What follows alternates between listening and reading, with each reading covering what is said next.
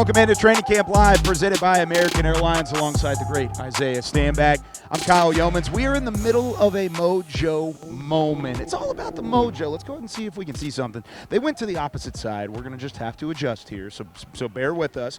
It's first and goal from the 9. You got it. Oh, fourth and goal. Fourth and 9, yeah. Fourth and goal from the 9. Cooper Rush and the second team in there. The first team did not convert on their try. Now Rush going to have to avoid some of that pressure, rolling out to his right. Throws into coverage. He was trying to find Cavante Turpin, and it was knocked away. Yeah, Kelvin Joseph did a good job staying on him. He had to break the pocket. Got to try to find Turpin on a broken play. Kelvin Joseph stayed in his hip pocket. So now the ones have an opportunity here to match the first play. It would have been a sack. Mozzie Smith got in there. Micah Parsons was in there. So you're saying Rush doesn't have the juice? I think at the moment they look like they have the juice. First team offensive line back in there as well. Tyron Smith, Terrence Steele, after a half day on Tuesday, back in the pads here on Thursday. Prescott back in the shotgun. He's got Malik Davis to his right. Here's Prescott looking left. He'll have to look right again. More pressure up the middle. Throw on the run, and it's knocked away by Malik Hooker. That's really good defense. They double-teamed CeeDee Lamb over there on the goal line. They were in a bunch set over there and did not make it happen. Dak broke the pocket. Tried to make something happen on the backside shoulder. Luckily, it wasn't tipped up for interception. That was very similar to the first play. Honestly, we didn't get to see the first play on Training Camp Live, but that was almost a carbon copy of what happened initially. Now, it was a better throw on the first one. It went off the hands of Peyton Hendershot in the back of the end zone. A lot of broken plays here. Credit to the defensive front. Correct. What happens whenever you go up against a defensive front as loaded as this one? Down here is not a lot of room, man. You got to run for your life. Cooper Rush, he'll have to step up. He's back in the shotgun as well. He had Ronald Jones to his right. Rush, moving, throwing, catch. But Dante Fowler would have had a sack. You think so? You would have gotten in there? Oh, yeah. He put a 10 up back there. Still nice to see Simi Fehoko, who was out of practice on Tuesday, get an opportunity, running off to the side, make a grab like that. Yeah, strong catch. I mean, Simi, obviously he had an amazing camp last year. He's kind of taken a back seat so far to this point in camp. He needs to have a resurgence. Maybe that'll kickstart him. Fourth and goal, ball's on the 1. One's back in there. CeeDee Lamb, Michael Gallup, Brandon Cooks. Dak Prescott's going to call a timeout at the line of scrimmage. One thing that I'm noticing right now, you're starting to see Peyton Hendershot down here in the red zone, and it lets you know how they value him and his ability to not only create some separation, but to catch the ball. Yeah, it's the normal crew out there, even with Tony Pollard and the 3 names I mentioned earlier at wide receiver, but then you throw Peyton Hendershot into the fold. It's 4 very capable receivers, plus TP. Hendershot will go out in the slot. Different look. Prescott was going under center. Now he's back behind in the shotgun. Hendershot detached. Prescott looks left, likes to look, throws it over the middle, and it's batted away by DB Deron Bland on the pass breakup. That was nice. That dude is playing with so much confidence. Just only in his second year. Obviously had a great impact on his team last year, leading the team in interceptions, but here he is on the goal line showing you exactly why he's so good. So now after a little mojo moment, we get back into the combo drills. You're going to see a lot of defensive line work here going up against the offensive front. Will Greer's going to be manning things at quarterback and trying to get the ground game going, which Deuce Vaughn, he's looked great. He's been shifty. He's shown the elusiveness. But it's hard to really tell how the ground game's been going because this defensive front continues to plug holes. Yeah, they're nasty, but this is why you run 9-on-7. It gives those guys an opportunity to get in here, get their footing right, get their fits, and see exactly how much are you moving these guys off the line of scrimmage so that your running backs can get some of that shine. Get the shine in the trenches a little bit. We'll watch this snap, and then we'll pick somebody to hone in on, and Ronald Jones had nowhere to go. Osa Odigizua. Wow. Osa didn't waste any time getting in the backfield, a fantastic rep. Who do you want to hone in on? You want to watch Gallimore, maybe Fehoko? Who do you have your eyes on this rep? I'm keeping my eyes on the tight ends. I'm going to go ahead and highlight 49 Stevens here, see if he can handle our new addition, Fehoko, on the D-line. Yeah, 2 new additions, both rookies. John Stevens on the right side of the line of scrimmage. Went underneath him. Now, Deuce Vaughn, pretty explosive getting outside. He got caught by DeMarvion Overshown, but it looked like that could have had some possibility on the ground. That's two guys with some speed right there. Deuce Vaughn and Demarvion Overshown, who obviously run as well. What did you see from John Stevens on the rep? You're not supposed to. What's the saying? You got to keep his eyes open. Keep the eyes Definitely open. keep your eyes open. He got Olayed on that play, but ultimately his goal was to try to cut off the backside. He did his job, but it wasn't as strategic as you would like to have seen it. Let's watch Neville Gallimore right here in the middle. He's at the 3 technique spot. Double and he team. got washed out on the double team. Okay. That's unfortunate for Gallimore. They Lipke. give it off to Hunter Lipke, the fullback. Lipke might have had a couple extra yards just going over the top there, but Gallimore got washed off the line of scrimmage. Yeah, Gallimore got washed off. They had big Alex Taylor Priolo. Did a good job double teaming with his neighbor there. All right. First team offensive line back in the fold. Got Ferguson versus Dante Fowler. I want to check this out. All right, on the left side. Right side of the line of scrimmage, left side of the defense. Ended up We're on going to go that direction. Good cutback Nice. lane for Ronald Jones. nice patience. Great job. Everybody on the offensive line did a great job getting their fits. Everybody had man-on blocks. Ronald Jones was able to see that, press the pocket, and then go ahead and cut backside. All right, let's watch Mozzie Smith. He's right there in the middle playing the nose tackle. He's got Quentin Bohannon to his left. Talk about a big boy package. It's a lot of beef in there. Going up against Tyler Smith. 2 first-round picks, Mozzie Smith, Tyler Smith, over the last 2 years going ham. Tyler Smith's going to win that battle. Mozzie almost got off of him, but for the most part, Tyler Smith won that rep. He got double teamed. He can turn his body. Once you turn your body sideways in there, I might have worked in college, but in here you got 2 grown men that are going to be working up against you. You got to be able to drop your weight and hold the fort. That's what they're going to need him to do on the defensive front. You can see Dan Quinn in there coaching up Mozzie Smith. What's he saying? Keep your body square. You got to, even if you get narrow, you can't turn your body, right? You got to stay a little bit more narrow to be able to split those guys. But as soon as you turn, you have half a body. Now they have 2 men, 600 pounds working against 300.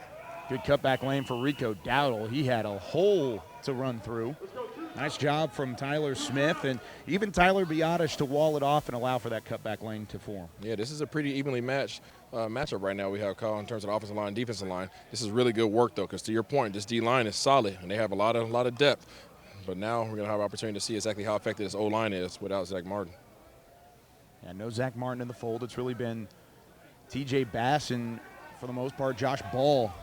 Another good hole. Nice cut. They ran a nice little counter. They pulled the guard, went around and got sealed off the defensive end, and he was able to come up on the inside of the formation and split the defense. Some might be asking the question, how can you tell it's a good run in practice when you're not actually tackling the running back? It's because of you're playing two-hand touch. If you can't get 2 hands on a guy, you're not going to bring him to the ground. Well, you're looking for first contact. That's one of the things in the stat line as well is where's the first touch occur. So, like, for instance, that play right there with Hunter Lipke, he was touched right at the 1 yard, 1 yard past the line of scrimmage. So that's a win for the defense. On the previous play, he wasn't getting touched until about 5 yards down the way. Yeah, Tyus Wheat on the left side here, but it was Isaiah Land that got in that time to get the first touch on Hunter Lipke. Rico Dowdle will take this carry. See how far he can get past the line of scrimmage before getting hands on him. Ooh, good job, Gallimore. Neville Gallimore just muddying things up. That's what they're asking him to do. The pass rush ability was there in college. You haven't necessarily unlocked that at the NFL level, but if he's going to find his way on the roster, you got to stop the run. And I think that's what their goal is for a lot of their one gap, not one gap, but A gap type defenders. You talk about the Bohannas of the world. You talk about obviously the new addition in Mozzie Smith. Those guys, their job is solely to clog things up and make it hard for offensive lines to be able to work up to the second level. Now moving into 11 on 11 full team drills. Dak Prescott back in this drill after we got a good look at the trenches in the combo portion of practice, and it looks like a little miscommunication. Dak and Peyton Hendershot just trying to get on the same page here. Just trying to get on the same page. I think they saw Marquise Bell walking himself down there into the box. They got a little nervous. He's had a great start to camp, filling in for Donovan Wilson, and he's back out there with the first team. Marquise Bell, second-year man out of Florida A&M. Big hitter. 2 tight end set here with Ferguson on the right. You got Hendershot on the left. Now you put Ferguson in motion. Gave it to Tony Pollard. He was reached at the line of scrimmage by Leighton Vander Esch. Tell me a little bit about what you've seen from Leighton Vander Esch as he actually comes up lipping a little bit. A little gimpy, but he'll shake it off. He's doing a great job. You can really tell that he's stepping up as a leader in that room, not only having an effect over Damone Clark, but obviously now you add in Demarvion Overshown into that group. He has to fulfill that role. They're going to ask less of him from the actual second-tier position, that middle linebacker position, because he has so much help now. Said earlier in camp he's trying to do the same to Damone Clark as Sean Lee did to Leighton Vander Esch. Dak Prescott throwing over the middle. Guess who? CeeDee Lamb going up against Stephon Gilmore. That's a first down reception. That is a first down, but in order to allow for that, you have to walk your eyes back to the line of scrimmage where you had Jake Ferguson man-on-man blocking with Micah Parsons. Did a great job. Got a little help at the end, but he did a great job of setting his feet and not allowing him to throw him out the club. Gotta love that. Basically, the only person out here that has blocked Micah Parsons effectively is named Tyron Smith. Yeah. The fact that Jake Ferguson just stepped up and did so, it's a good look for the second-year tight end. Hand off to Pollard. He bounces outside. Terrence Steele handled Micah Parsons on the edge. Great job by Hooker coming down and having a great fit. One thing about defense, okay, whenever you're watching defense on film, you need to watch how are guys fitting up. So when you have interior linebackers, interior defensive linemen working their way out towards the sideline, you need to have that safety that's coming down and fitting outside in to force the guys back into their help. All that stuff's important. Got to watch it to your help. Here's Dak Prescott looking for some help here from his offensive line. And he had to throw it in the dirt. Just nobody open. Nobody open. You know why nobody was open? Because Stephon Gilmore was able to dissect exactly what was going on in that play. He was able to pick up the over route by Jalen Tolbert early on into the route, and therefore he took away Dak's number one option. You want to see one more rep from the second team, and then we'll call it a day? Let's see it. Let's go one more. I want to see what Matt Waletzko is going to do on this old line next to Mr. Bass.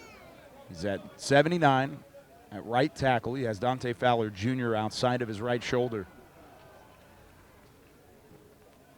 Cooper Rush in at quarterback. David Durden on wide receiver. So is Jalen Moreno-Cropper. Nice. There's Cropper in the flat. Nice job by Waletzko to wall off Dante Fowler Jr., and he got there in time to allow for Cooper Rush to make the reception or make the pass. Yeah, he did a good job. But you know who was in their bag on that one? Mike McCarthy. He did a good job. They're throwing a little wrinkle in there. That's our first time seeing that motion. I like that. It looked a little bit like Canada. We'll go with one more. A little like Canada. Canada, yeah, a little crazy motions in there. I'm not against it. Heavy package in. Two tight ends to the right-hand side for Cooper Rush. Looked like somebody might have jumped early. Rico Dowdle on the run. He's looked explosive. We'll see what he can bring in preseason game number 1, August 12th against Jacksonville. And Isaiah, that's ultimately what we're going to see from Rico Dowdle. That second tier position right there, the running back position, we're going to be paying a lot of attention there to see if it's going to be Rico Dowdle, Malik Davis, Deuce Vaughn. Those guys are going to get their fair share of reps going into the preseason. So as we wrap things up, I mean, overall thoughts of what you've seen through practice today? It's competitive. It's competitive. I think these guys know that they're in for a highly competitive physical practice. And it looks like they're all up game for it. Yeah, they threw one deep down the field. It was incomplete, so you didn't miss anything. Don't worry about it. They were trying to find Dennis Houston down the field. Cooper Rush with the long ball overthrown a little bit. But for Isaiah Stanback, who will be in the booth for all 3 preseason games, be sure to keep up with him. If you like Training Camp Live, give him a follow. Isaiah Stanback. You can follow me at Kyle_Youmans. I'll be in the booth for the first 2. Should be a whole lot of fun, but we've got plenty more Training Camp Live to talk about while we are out here in Oxnard. We'll see you next time. Presented by American Airlines.